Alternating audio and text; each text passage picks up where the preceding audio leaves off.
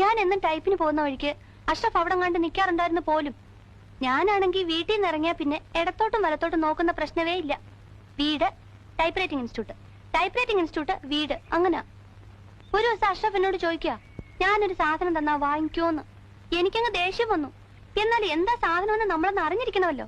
അത് ആ നോക്കുമ്പോഴെന്താ ഒരു കത്ത്. കരണക്കുറ്റി നോക്കി ഒന്ന് പൊട്ടിക്കാൻ ആദ്യം എനിക്ക് തോന്നിയത്. പിന്നെ ഞാൻ ആലോചിച്ചു, അത് വേണ്ട. കത്തിൽ എന്താ എഴുതിയിരിക്കുന്നത് നമുക്കറിയണ്ടേ.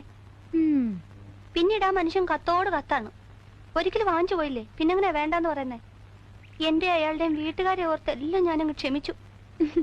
ഒരു ദിവസം അഷ്റഫ് എന്നോട് പറയാ, ഒരുപാട് സ്വകാര്യം പറയാനുണ്ട്, സ്കൂൾ ഷെഡിന്റെ പുറകിലോട്ട് വരാവോന്ന്. അതാ കുഴപ്പമായ. ഞങ്ങൾ അവിടെ സംസാരിച്ചോണ്ട് നിൽക്കുന്നത് ആരാണ്ടൊക്കെയോ കണ്ടുപോലും. അഷ്റഫ് മുസ്ലിമും ഞാൻ ക്രിസ്ത്യാനിയാണല്ലോ. അതിനുശേഷം ഈ രണ്ട് സമുദായക്കാരും തമ്മിൽ ഇല്ലാത്ത പുകിലൊന്നുമില്ല. അടിപിടിയും ബഹളവും ഒന്നും പറയണ്ട. ഞാൻ